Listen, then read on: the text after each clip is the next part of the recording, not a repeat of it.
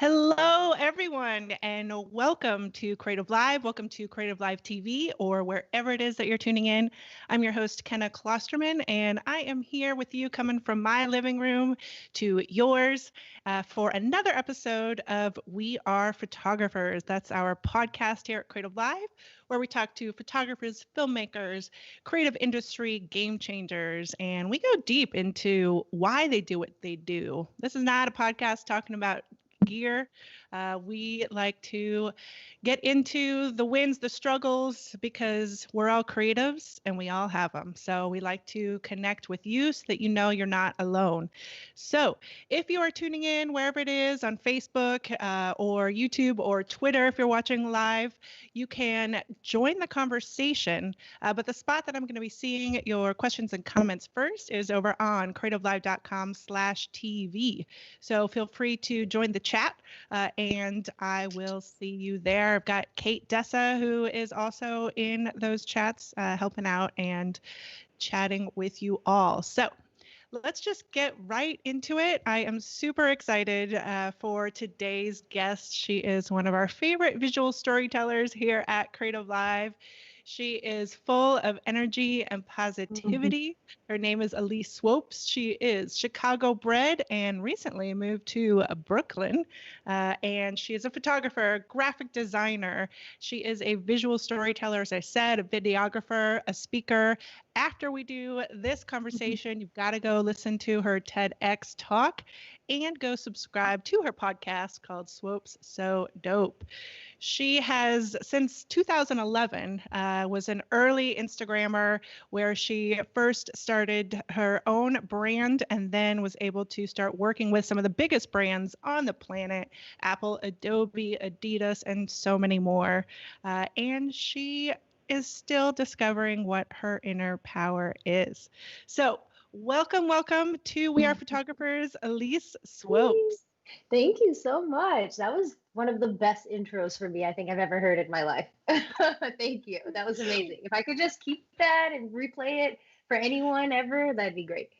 Well, good news is you can. Exactly. I'll make a I'm little clip blessed. out and send that to you directly. Perfect. I'll put it in my podcast as long as you give me all the rights. Hopefully, you let me. Oh, That'd my be great. goodness. Thank you. Oh my goodness. I would love it. I would love it. All right. Well, Elise, first of all, super excited again. Thank you so much for joining us Of once course. again here from your home to mine, to our audience's homes all over the world. And by the way, again, if you are watching online, let us know where you're tuning in from because we love to give those shout outs. And so I'll be looking for those to come in. So Elise, not everybody knows because you lived in Chicago for so long and you had this incredible view where you would show us the sunrises every morning and so much of your art was Chicago based. Tell us about the big move and also why. Why now? Oh, great question. All good points. Yeah, I had a beautiful view. I lived on the 21st floor in River North, a gorgeous sunrise every morning. I wake up at 5 a.m. every single day. So seeing the sunrise was just a nice little treat, to set the tone for the day. But why I decided to mix it up, I think honestly was because I like being uncomfortable, maybe. I think that's what I've kind of learned, at least in a little bit of my time starting to practice more mindfulness and more awareness and more just positivity. I think that kind of shift to from really comfortable and really happy, I think was like something that could be a story down the line, or maybe just, I don't know, help me grow a little bit, or help me just see something that I haven't been seeing for a while. And I think it has. It's I mean, maybe not just the move, but quarantine in itself, the pandemic, everything that's going on has truly shown me and taught me who I am, who I want to be, and who I want to become. So I there's so many things in there that I wanted to go a little bit further into all the topics. But first of all, the getting uncomfortable. I mean, we often talk about this, like you got to get comfortable being uncomfortable for growth. Yes. Can you take me back to the first time where you realized that that it was the discomfort that you were probably like we're all afraid of at first and Right. confused as to what to do with, but then realize you come through the other side. Can you take us Absolutely. back to one? Yeah, I mean, to be completely transparent, I think it was when I really hit my lowest. It was in 2016, specifically, where I had just kind of lost my way. I mean, externally, maybe I seemed successful. I was still getting jobs. I was still, creating cool art. But I think internally, I didn't know myself, and I didn't really like make the right decisions with friends, with just like, I mean, I there was drug issues. I mean, there was just decision making issues. And I think I woke up one day and was like, okay, I need to take responsibility and accountability for the way I feel instead of trying to blame everybody else for the way that they make me feel. And that's where the drugs came involved, like the Xanax and Adderall, these doctor prescribed things for anxiety and depression and stuff like that, that I thought were trying to help me, were actually trying to cover up something that I was supposed to really analyze and work on and kind of just like really fixate on for a little bit. And so that's really what I did. And that point was went cold turkey. I started meditating, I started reading, I started writing. I started waking up at 5 a.m. I started working out. And I think that's when everything in my life shifted from, it wasn't just me living day to day by fear. It was me really living day to day in excitement for the unknown. It's now it's a different feeling, and I feel like almost that was a different person a little bit of that shift. And that's, I think, where sometimes that uncomfortable, like, kind of like the memory I have of being uncomfortable doesn't make me so uncomfortable now, because I think back of all those moments that brought me to where I am now, those uncomfortable moments where I did make all those mistakes and failed and stuff, where I tried, and now I've gotten to this point where I'm positive. I feel in control. And even when I'm not, it's okay. Like, it's nice. It's nice to wake up and feel good. Especially, like you said, when you have been to those lows. I mean, Hmm. I also myself have struggled with anxiety, depression, and you come to realize that, like you just said specifically, once you realize that you are responsible Hmm. for everything in your life, uh, Hmm. and that you have the choice to make Hmm. to overcome those things, to integrate them, all of that, like that is the pivotal point. Yes. And we all kind of realize that in different moments of our life. When we were talking about moving to New York, and earlier before we started the show, we were talking about your Creative Live that you taught a class on Creative Live. We had such a blast with Absolutely. you in Yeah. Seattle. Hmm. But you were talking about how much you've grown since then. Yes. Hmm. Talk to me more about that specifically, and including during this quarantine time, because I've seen some of the writing that you've done on your Instagram posts as well, talking about that. So what have you, because I Absolutely. know we face ourselves. So Yeah. what have you discovered and grown in these past couple years?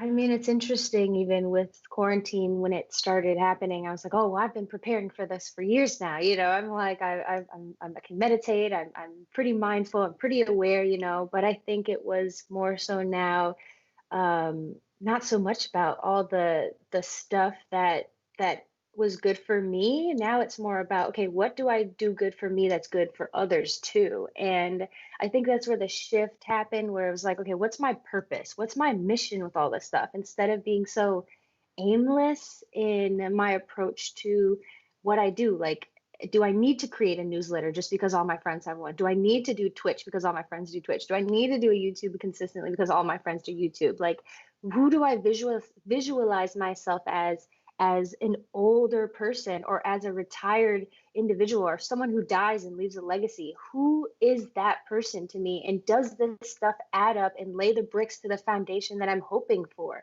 And some of that stuff doesn't at all. And a lot of the things that I think, the reason why, I mean, that's coming to face for me now is because of what's going on, because of the uncomfortable positions I put myself in, because of the way that I'm trying to stand up more for what I have always believed in. it's a different approach now to what I've always felt, but now it feels way more authentic. And I think that anxiety, that depression, that weird kind of like heavy feeling on my shoulders that I've been feeling for years a little bit, even though I've been practicing the mindfulness and awareness, is being lifted because now there's like this trueness. It just feels right. What would you say your mission is now? I think my mission is to push accessibility, to push understanding, and to push education, and to push not holding yourself back. I think I'm trying to at least live by example as much as possible, instead of trying to recreate other people's stories because that's successful. I think that's really at the end of the day what the purpose is. And what comes from that is some very specific things. I don't know what will come from those. And I hope that I can collaborate with bigger companies and other people to help that happen. But until now, I'm going to keep working as hard as I can so that one day I can make that happen for other people. Well, Elise, you already are. I'm going to give us a couple shout outs right now because they're coming in. We have Abhishek Sharma from India who's saying, it's really it feels really great and inspirational to listen to you. And then Jayo J says, I have just learned that other people's opinions have nothing to do with me.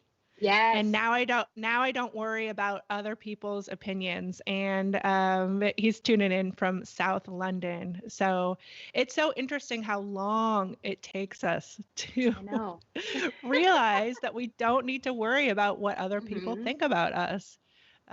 So it's a beautiful mission, and you already are spreading that positivity, those messages, working with the brands, running your own company. Let's go back to when you first started with Instagram itself. And I've read that you weren't even weren't really doing photography when that all started, but you were early days Instagram. So take us back to sort of those origin stories. Absolutely. So, I mean, the origin begins as a broke college dropout, to be honest, with a broken iPhone 4. I had a cracked iPhone 4. The screen was just in shambles, and I really had nothing. I mean, I could barely, I say I barely, but like I couldn't. I didn't pay my rent. My mom helped me a ton all the time.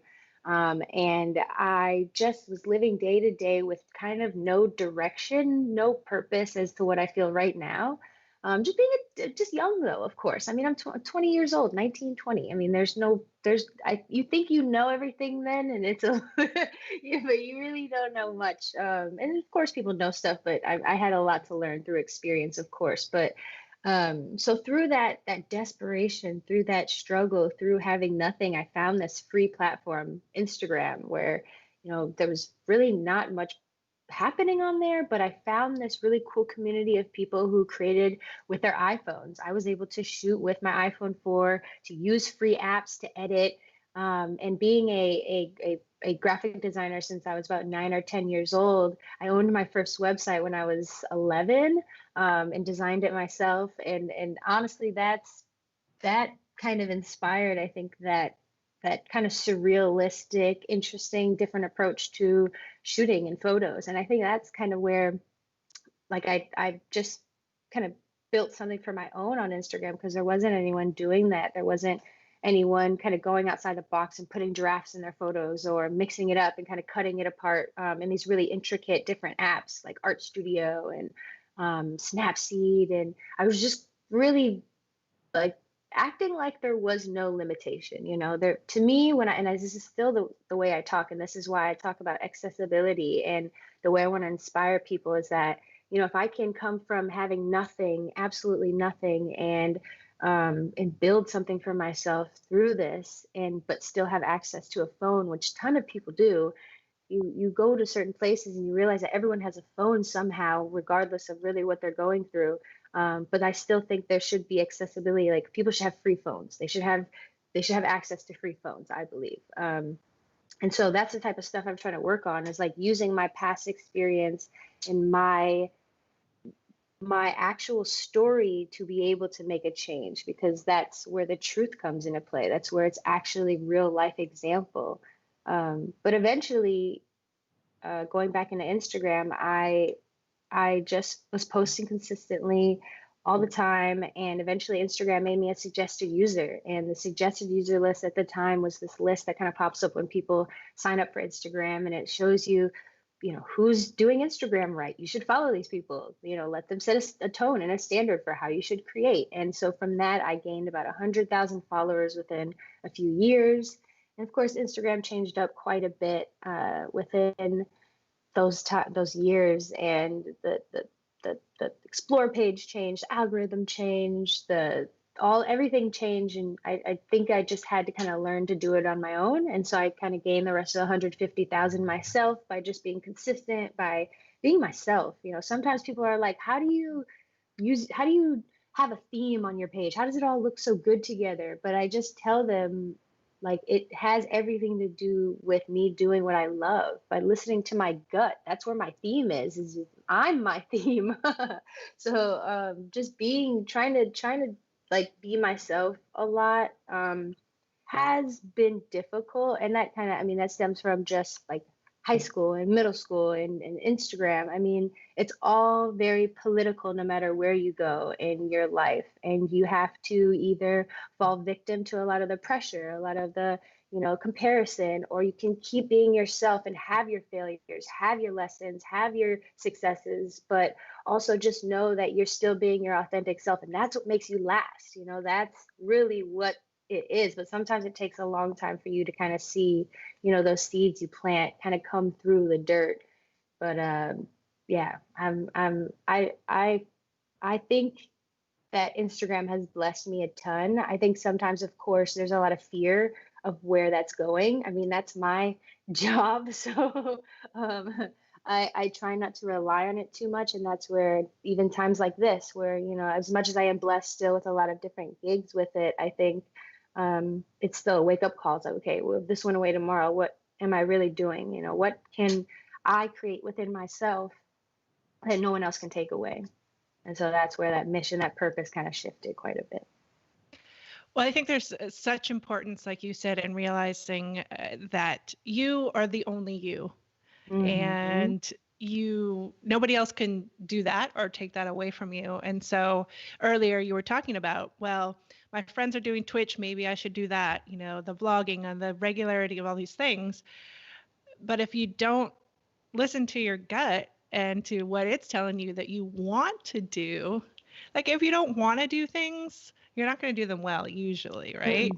uh, and and so a couple of things I want to go back to. The giraffe.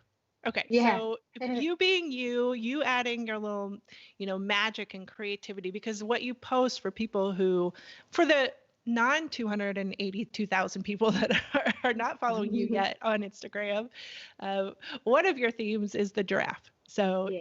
take us to the giraffe and how that is integrated into your creativity and the art that you create.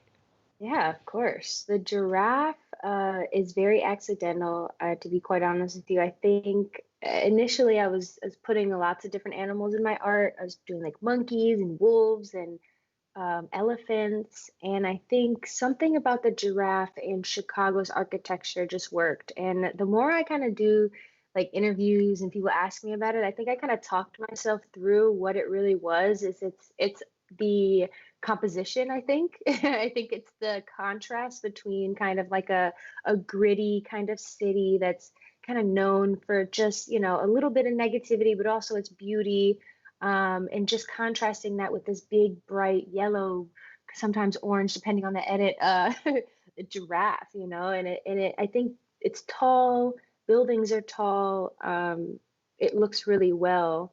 But I think in due time have become friends with it. And I think my followers have too. We've personified it in a way where it's actually kind of like a thing. I have giraffes like all over my apartment. I have a stuffed one to the side of me right here that I always keep around.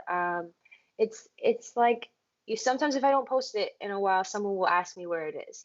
So that's they hold me accountable, but I think that's fun. And I think I owe that to them. I do. I truly, for keeping me on top of it, but also reminding me why I do it. Well, that was one of your recent posts on Instagram was New York City now. Mhm. And you often involve water as well, whether that's waterfalls or rivers going through the city and the giraffe. And you said something on the post like, you were reminded again about why you do what you do. And Mhm. and so tell me more about like falling to the wayside. Is it quarantine? Is it just like trying to figure out, is it a new city? Like, and what brought you back? Is it the giraffe and water itself? And tell me about the water and the waterfalls too.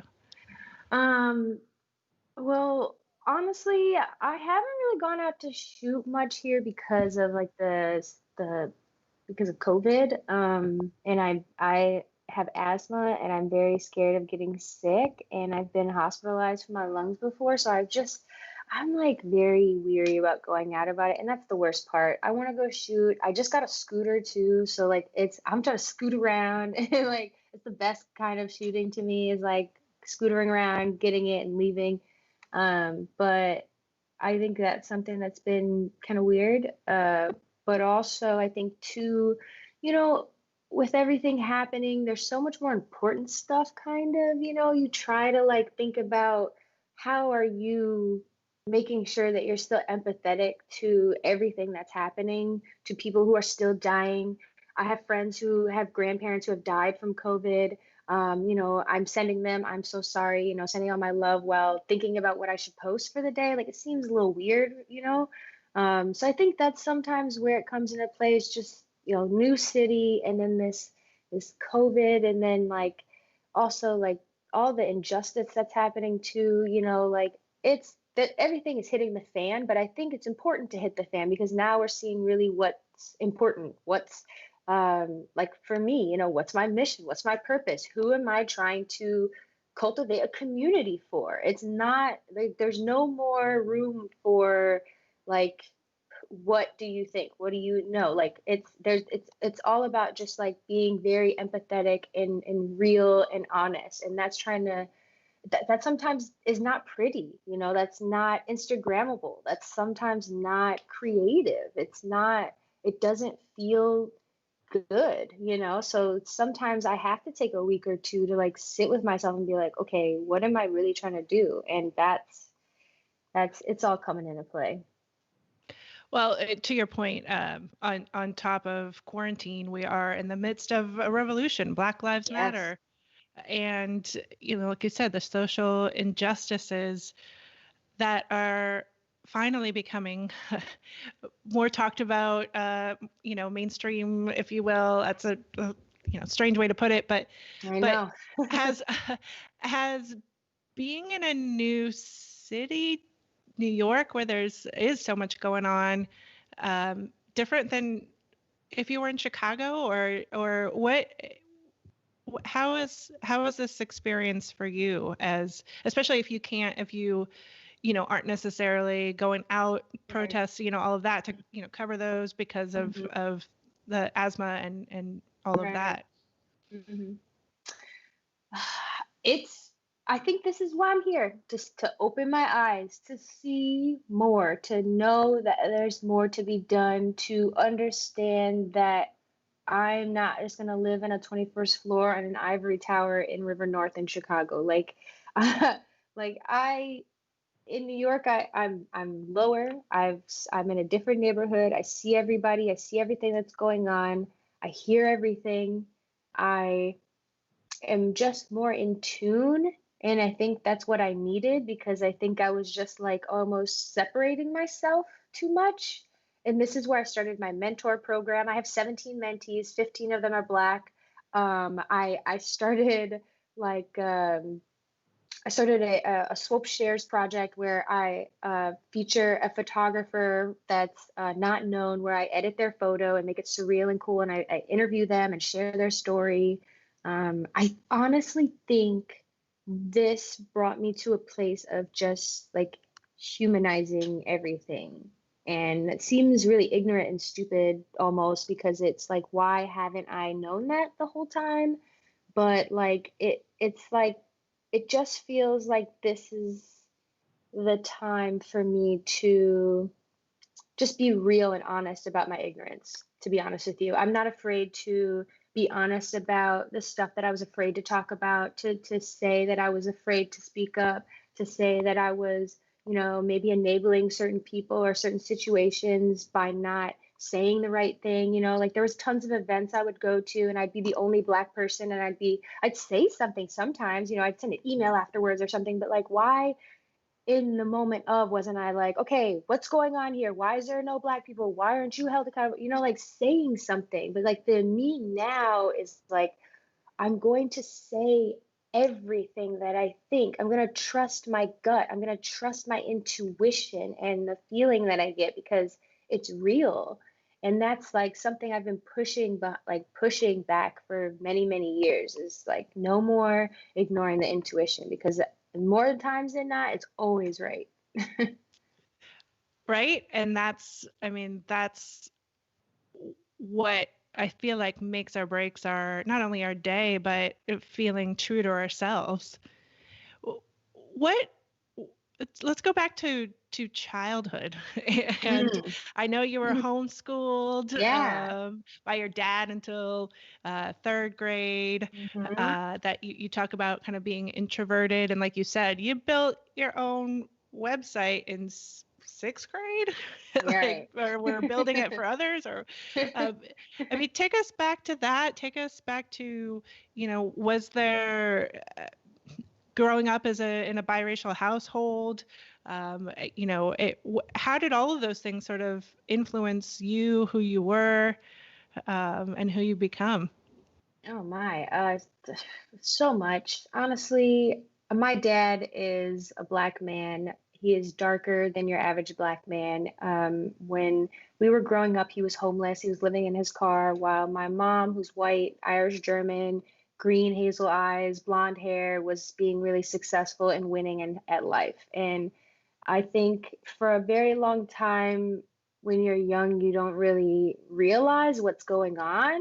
When my parents are divorced too, since I was really young as well. So my dad would come and like take care of us and teach us during the day, and then my mom would go to work and just be successful. And it seemed like that to me was always the experience I kind of had, was just seeing the two sides of what like life is. And it always made me really empathetic. I always had talked to different people. I have tons of different friends in every kind of ethnicity, everything. I am understanding. I communicate. I mean, all my mentees are completely different and we all get along in every single sense of the way, but some of them are completely different than me. But that's what I love. I love difference. I would be worried if all my friends were the same as me. And that's kind of the community I don't want to embed almost. But like, I don't know. Yeah, sometimes I go off the rail and talk a little bit, but Well, I asked you like five questions in one, yeah. so that was my bad. No, it's um, okay. I mean, I think that, but that concept of from early childhood, seeing many sides of life, like you said, from having a father who was in his car to a mother who was successful, and yet integrated into your daily life. That's a lot to take in as a child, Absolutely. and especially those early years where we're sort of living an emotional life, Mhm. and that taking it all in. Let's Absolutely. I go mean, ahead. sorry to interrupt you, but I mean, and I think you even asked me about being like a mixed kid, like me individually having to go to school. And like, I think I was really kind of lonely for a really long time when I was a kid, and I had a lot of emotional issues. I would cry a lot. And I think it was because I really didn't look like anyone. And I think when you're that young, you don't realize that there is a separation that happens naturally a little bit, but not on purpose. I don't know how to explain it, but I think that was what happened in middle school and in high school, where there was sometimes I had to pick a side, like, am I more black or am I more white? Like, there's no culture for mixed people. Like, you just don't have, like, that doesn't exist, you know? So I think that was a lot of my struggle for a very, very long time is who am I to myself and who am I to people and who am I to my family even, you know, like going to different family functions, with my parents being divorced, my mom being from Wisconsin and me having to go to, an entire white family for Thanksgiving and holidays and stuff, and then going to my other side and being the lightest person at the things, it's like it was weird sometimes, but that's it's and it's a weird thing to talk about even now because there's more important things happening, and I try to not be like, oh, my mixed problems, my light skin problems, because there's a thing about that where like sometimes we may try to, you know, push the narrative that light skinned people have more issues than darker skinned people because of that separation, because of that difference. But at the end of the day, it's really all systemic and it's not anyone's fault. And what I try to do is not limit my speech and what I say, but just watch and have tact on what is the real problem at hand. Well, and to that point, I mean, you are who you are. Going back to, Mhm. we're all individuals, and all Right. we know is our own experience, and that's all you can do is be Absolutely. you and know what your experience is. And I just want to give some shout outs. Kate is saying, I agree with what you're saying so much right now.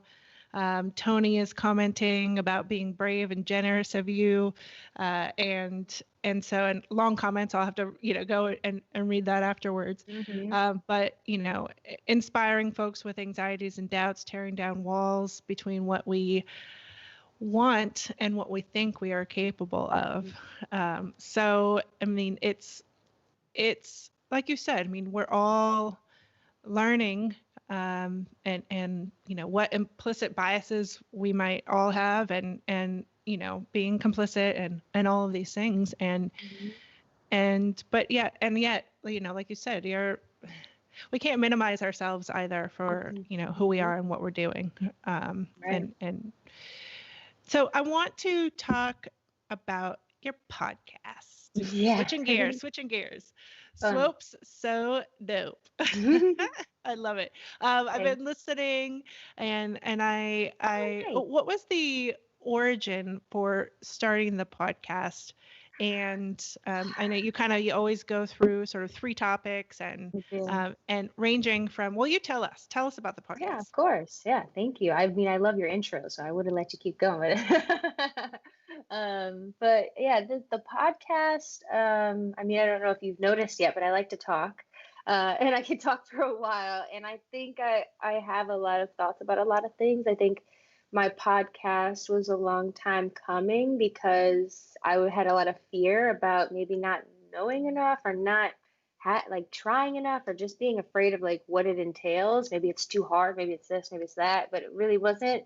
My first podcast I recorded through my laptop, and I had no mic, I had no editing on it. It was a whole mess. It sounded horrible. And but I think people liked it and they liked what I was saying, and I was like, okay, so I'm gonna do a next one. But that one, I was like, I think I had like I was like 2 wine glasses deep, which gave me less nerves, which was really helpful. So I try not to. I don't do that anymore. I think I'm on my 28th episode, or maybe about 29, maybe 30. I don't know. I'm not sure. But I don't drink during them anymore. I'm not as nervous, and I have organized very well with them. And I feel like I'm trying to just and the thing is when I do them, it's not about me acting like I know everything. It's me studying and reading books and just like putting everything together so that we can both learn together about what's necessary, but also me sharing my experience through each of those topics. um but yeah, I the podcast is it's random, but I don't have any guests. I and it's just me talking, sometimes with 30 to an hour, 30 minutes to an hour. But yeah. Well, what I appreciate about it, like you said, is you talk a lot about presence, and you talk a lot Yes. about you and I have one of the same favorite authors, Eckhart Tolle, Oh, he's awesome. and yeah, and this sort of mission to also help people with actual real tactical things that they can do, Hmm. as Hmm. you talk about, to help yourself with those anxieties, with those Hmm. depressions, with those anything that's sort of rocking you, and those routines. So can you I'm can you trying to talk? see like what topics I like have to see. This is I've done so many now that I have no idea what I've even talked about. Like, because I'll just the last one I did was on emotions and restorative justice and personal growth. I think I did one on stress, leadership, and balance. Oh, this is my favorite one though: accountability, self-respect, and Mondays. The reason why I talked about this is because some of them I'll be so inspired by what's going on, obviously, and I just have so much to say that I don't think there's enough for me to tweet about it or anything. So this is why I think that I try to do these, and I think that's kind of why it started, maybe. Um, but the Mondays one started because like I just always saw people complaining about Monday all the time, and I love Mondays, and I used to hate them. So I was like, I need you guys to understand why I love Mondays and how you can love Mondays too. So that's Why do really you love how a lot of Mondays? this. Why do you love Mondays? Mondays, I think, are the beginning of the unknown. There's so many opportunities for an amazing week for you to write your intentions down, to write your to do list, to think about your tasks, to conceptualize an intention for yourself in order to create the life you want. Like, I didn't even realize that that's how exciting life was until I started thinking that way, but it takes a lot of years to shift the mind. Well, here's the interesting thing about Mondays is like with so many things in this world, like time is a construct of society. Yep. Like, what is an actual Monday? Nothing. Granted, society has created a Yes. typical work week or whatever, Mhm. but like, time is just a construct. Which is Nothing. why, talk to us about your meditation, and this concept of presence, for you. Presence is everything. I mean, I'll get pretty honest right now too. I've never really been a religious person. I had never really believed in God very much. But what I think is God now is presence. I think God is everything. I think God is just our ability to be aware and to be mindful and to be empathetic and to be loving and to be kind to ourselves. Like that is God to me. And that's the coolest thing about presence I figured out is like just there's no more worry. There's no more stress about the future or the past, even though sometimes, of course, that's necessary because you just got to figure stuff out and learn from it. But I think there's so much opportunity now for me in the present, and I see it like manifest. I see it happening in front of my eyes. So there's never a day in my mind where I'm like, okay, this isn't working. Like it definitely works. So I think that's why just trying to remember that works, to remember the outcomes, to remember that there will be struggle, and with things nothing's ever going to just be perfect and easy, but that's where lessons come from and that's where growth happens. Absolutely. And it is in, like you said, feeling those emotions, but as they are, like you said, you Yes. talked have an episode about emotions and emotional life, and that it's real. Like, let yourself feel those emotions, and those things can fuel you. So, Yeah. you know, let's talk more about you and your creativity and sort of this. How did you develop this style of integrating sort of the graphic design with the photography and creating everything on your phone, or a lot of it, not necessarily Mhm. anymore, Yeah. but the edits on mobile, and how did you develop into your style?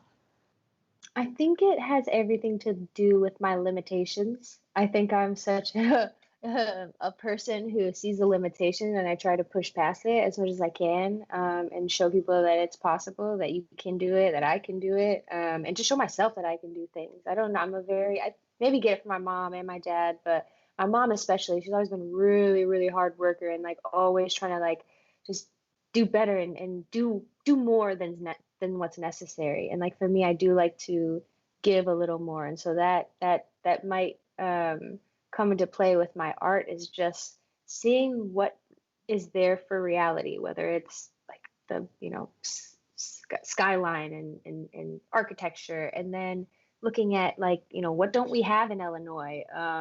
We don't have mountains, we don't have waterfalls, and we don't have giraffes. So um, I guess I just think about how can I fill that empty space? How can I make it different? How can I take us out of reality for a second, when sometimes reality can be a little messy and weird. And maybe it's in my subconscious, but it's not intentional all the time. It's not like when I'm putting together a piece, I'm like, oh, this is supposed to be inspiring. This is supposed to, be the duality of whatever. It's honestly, sometimes I just feel like, okay, I think a waterfall would look good here for some reason. And it just, I don't, it just feels right. But I think I do like to fill empty space, truly.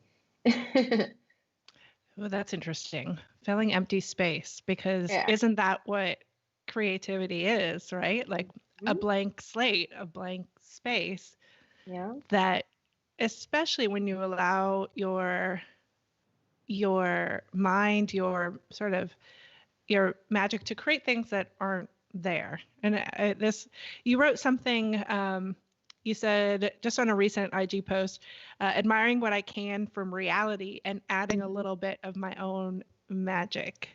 Uh, Absolutely. where do you think magic for us all as individuals sort of comes from? I think it comes from our soul.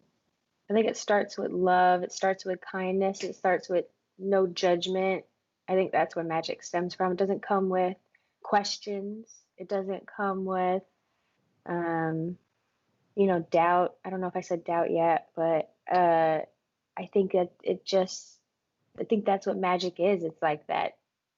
And I mean, it could be magic, like, here's a deck of cards, this pick your card type of thing. Like, sure, that could be in comparison of, but like, there's a magic that we all have within us that is so pure and so authentic, separated from our mind, where our brain is always, trying to problem solve and try to protect us and do all those things, sometimes at a fault, where our soul at the end of the day is super authentic and loving and just wants to try and grow and do better and to be good with everything. And sometimes you just gotta like figure out who's being right in the moment. Like, is it our brain or is it our soul? But our soul is always, always right. And so that's where I think that magic for me kind of stems from, is just trusting that magic and knowing that sometimes the magic might not be felt by other people, may not be bought by other people, but it's my magic. And that's the type of community that I need to try to remember that I want to create. Is I don't want to have to keep begging people to be a part of my life. I want people to be a part of my life because they want to be, because they actually care about what I'm doing, because they like what I'm doing. But that takes a long time to learn. I think for a long time I was begging people to be in my life. People that seemed cool or did stuff or whatever. I don't know, but I'm just trying to be a little bit more intentional with my community and what I'm enabling at the end of the day. And again, to what we talked about earlier, I mean, that's this concept of seeking validity from other people, wanting to be in the cool, with the cool kids, Mm-hmm. and that goes back to middle school, Yes. and then versus finding your own validity and Ah, and self-worth in yourself. And I think that magic is, is going back to that imagination that we lose, as often lose, don't all lose, right. that and becoming adults or whatever, getting into this mental world or fear-based world, and it Mm-hmm. is that art and creativity that can bring us back, especially right now in these times of quarantine, in these times of Black Lives Matter, and really seeking out ways to process things, injustices, just things that are scary in terms of Absolutely. the, getting sick, all of it. And so that imagination, Mhm. I'm starting to see more 3D work Yeah. in what you're creating. Tell us about sort of some of the new things that you're exploring for yourself in For your a while, work. Yeah. yeah, thank you, of course. I was trying to paint for a little bit too. That didn't work out so well. I like pastels though, so I think I might keep doing that, but I haven't had any time. 3D design for sure is one of those. I still have so much to learn. I've been doing tutorials, every tutorial I can find online. I've been doing every type of search. I want to just learn as much as I can because I feel like I've been holding myself back from that fear, that weird fear where you're like, it could be harder, and I don't even want to know if it's hard. Like, I don't know where that comes from, but it happens. But I think also I went back to my original kind of love for illustration as well. So I started playing around in Illustrator and creating this Swopes giraffe illustration that I have.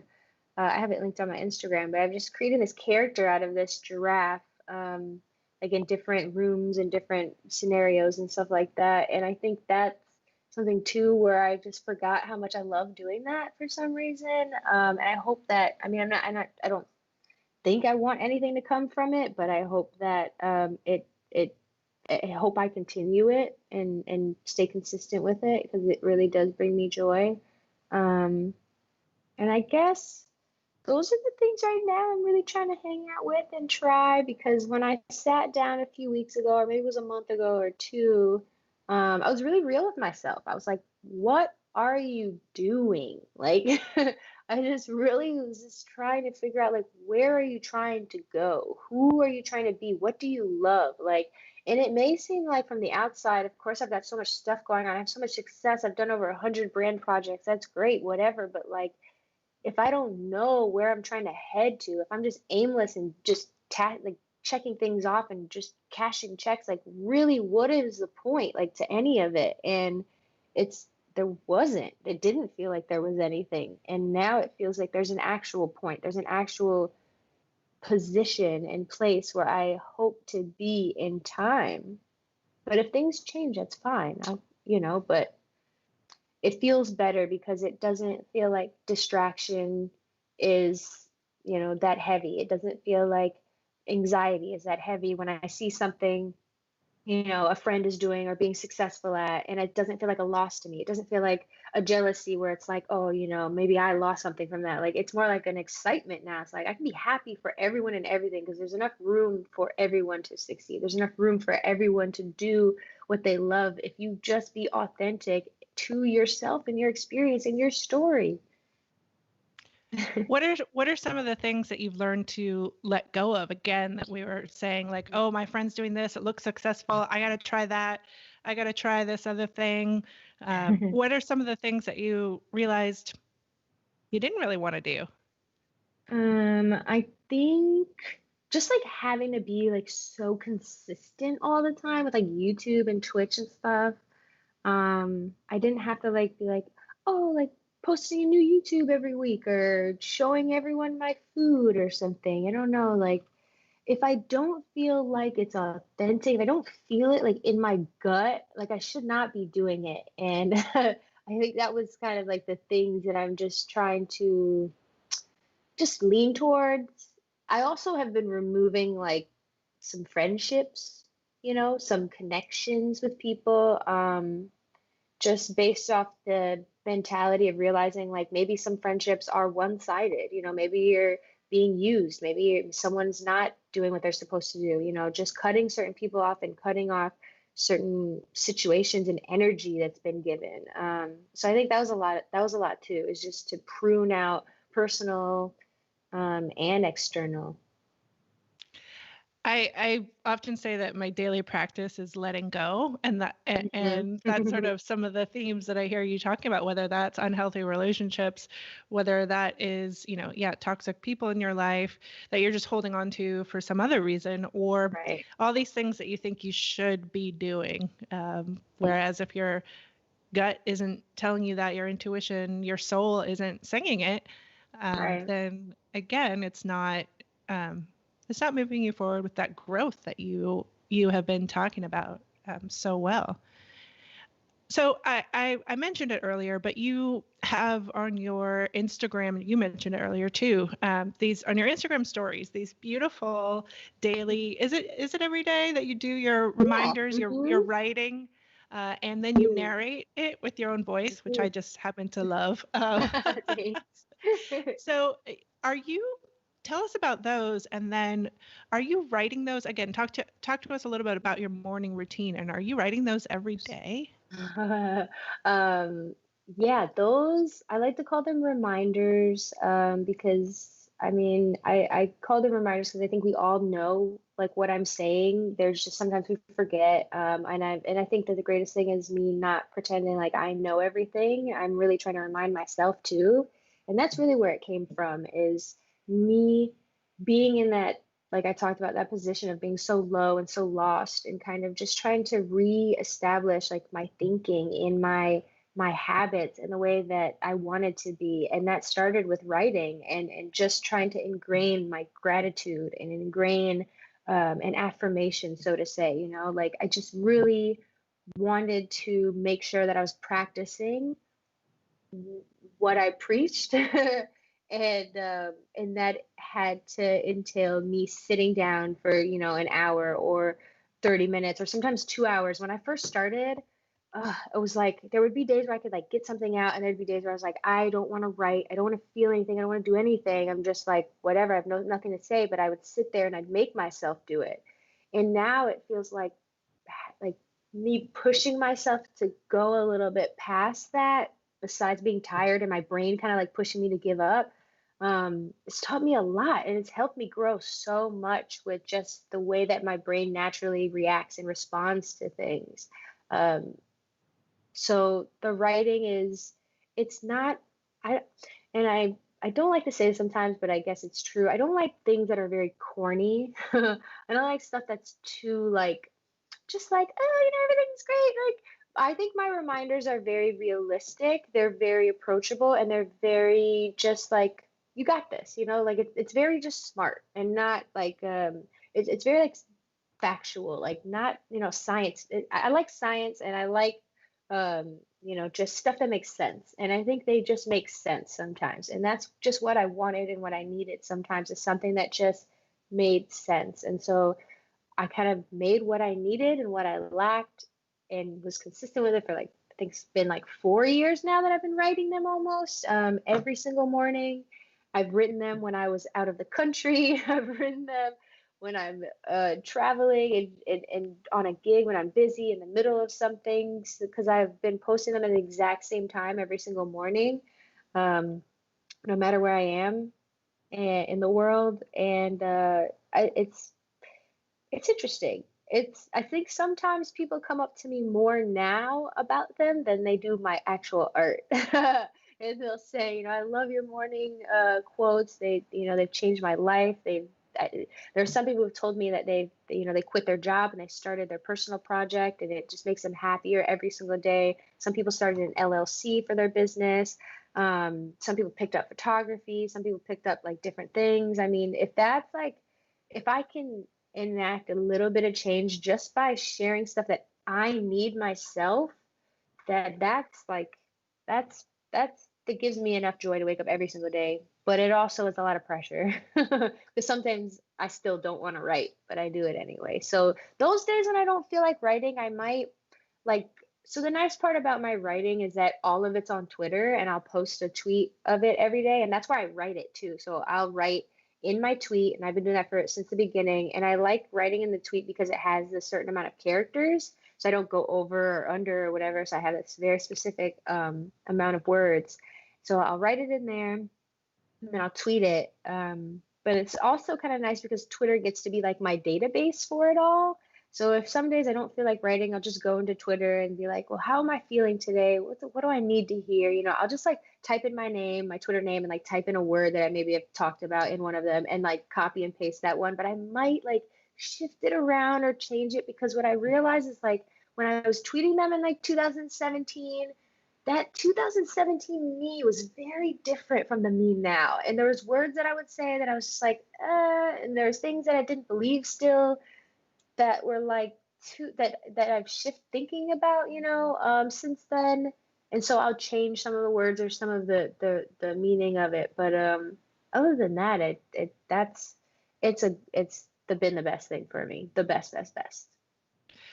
Well, it really kind of sums up everything that you've been talking about in terms of, dedicating yourself to something, being consistent, getting, the mornings that you don't want to do it, or middle of the Oh nights, yeah. wherever you are in the world, like Oh that's yeah. putting Oh yourself yeah, in in my an. voice too. I was terrified of Yeah. recording my voice on there. Like someone was like, "Oh, you should record your voice," and I was like, "I don't think so. That sounds corny and weird and horrible." And I did it one day, and then everyone was like, "Oh my God, keep doing it, keep doing it." And I was like, "Oh, okay." Well, it adds for me, it adds an Mhm. additional layer of That's so your nice. voice. Like I it's can't listen to it literally. sometimes. Because I it's know my that voice. feeling. I'm like, no, no, no, that's enough. But some days I'm like, oh, I'm getting better at it. I would love to do some voice acting. So I think it's Ooh. me actually like having fun with it and seeing if I can, inflect here, do a little bit of there, just at least show a little bit of emotion. Because when I'm recording, sometimes I actually have like a smile on my face, because I think you can hear the smile, you can hear the facial expressions in it, and I try to just embody that as much as I can. And you do. But Yeah. and so going back to like that, you're fulfilling your mission, Thank you. of all those things that you just talked about. Like we never know how somebody is going to take what you've written or said that day. And because we're all in different places, like you said, you are 3 years ago, today, tomorrow, like what we take in means something different based on our experiences up until that exact moment, right? Exactly. So I want to wrap it up because it's already, I can talk to you, No, I for know. on and No, on and on. But this concept of, for Swope So Dope, your podcast, you talk about, positivity first. Mhm. Uh, with positivity first, I forget how it is exactly, but, anything is possible. Oh yeah. What does that mean to you? And what do you hope that, you can impart, because some final words for our listeners, viewers? I think that we just have to know that there's never an end and there's always a beginning. And that's where I think positivity comes from, is just realizing that, like, I mean, there's unlimited opportunities, unlimited possibilities, unlimited just feelings and expressions that we can attach to that can shift everything. And I, for one, have been in my past, and I apologize for any trigger warnings, but have been suicidal, have been, to hospitals, have been in psych wards, have been in situations where I felt like my life was over and I didn't want to live. But that positivity for me, with that first, with that practice, with that consistency, I promise you, anything is possible. Well, thank you for your vulnerability, Of course. your being honest and real, Mhm. because that is what connects us all, and that is what allows, hopefully, somebody out there who has gone through similar experiences, um, to to hit them at that right moment, Yeah. and because life ain't easy. No. And No. yet we are in control of what we choose to do. And that's what I take away from learning from you as well. Absolutely. And Absolutely. Gotta take back that control. that's right. That's right. Elise, thank you so much for being Yeah. on the show, for everything you do. where can people follow you, find you, see what you're up to, watch your videos, all of it? You can find me at Swopes on Instagram, SWOPES. On Twitter at Swopes too. I tweet a lot, so you can find all my complaints, all my positivity, all my things. This is the thing about positivity though, and I like to explain to people is it's not perfect. Positivity is still very real, and it could be negative sometimes, and it could be in your face a little bit. But I think with positivity, there comes not running away from stuff, being very aware of what's happening and taking action with it and accepting it, not so much as, allowing it to happen, but accepting it so you can make change. So something I like to remind people of my positivity. But yeah, at Swopes everywhere, Elise Swopes. And Swopes So Dope, my podcast can be, I think it's on like Apple Podcasts, Google, Spotify, everything. All of it. Subscribe, rate, and review wherever you listen to your favorite podcast apps. Thank you. I do want to comment and thank you for saying that positivity does not always equal like, oh, let's be positive. It doesn't equal fake positivity, I guess. No. And that, that joy is feeling all of those emotions. And so that positivity too is just realizing that what we are and who we are and appreciating that, for what it is. Absolutely. So thank you again. I want to give some final shout outs to Nancy, Tony, Veronica, who's been giving us lots of comments, Warren, Andy. Thank you all for tuning in from all over the world. And again, thank you, Elise Swopes. Thank you so much for having me. Oh, my pleasure. You've been amazing. Seriously, you're the best. Ever since we met, I've always enjoyed your energy and your positivity, and so thank you for having me. I really appreciate it. Oh, thank you so much. That means a ton to me. We're on the same we're on the same path, same journey. Yeah, absolutely. So again, thank you all for listening, tuning in. We are here for you to connect as creatives, as humans. You can check out all of the episodes. I think you're episode number 81, Elise. So super excited. And to go check out We Are Photographers. Also check out everything that's coming up here on creativelive.com/TV, where as we continue through quarantine, continue to bring you daily inspiration from musicians to incredible conversations with authors and how-tos and all kinds of good stuff. So thank you again. And Elise, I'll be following your daily reminders, and I will see you all next time here on Creative Live. Thank you. Thank you.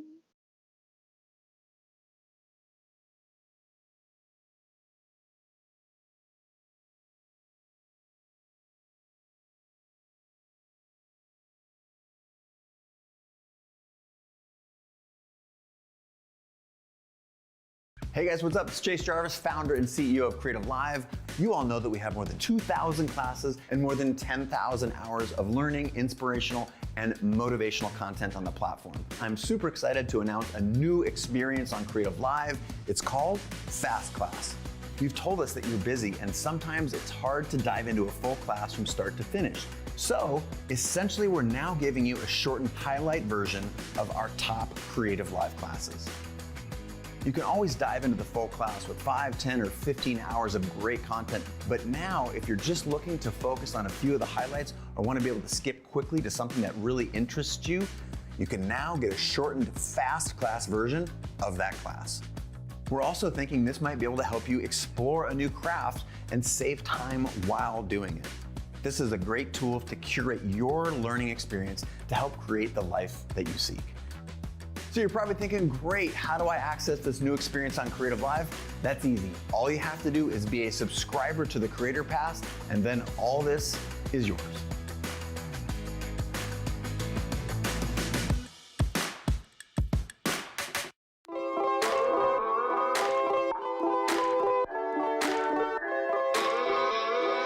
If you're feeling isolated and looking for creative connection, try tuning into creativelive.com/TV.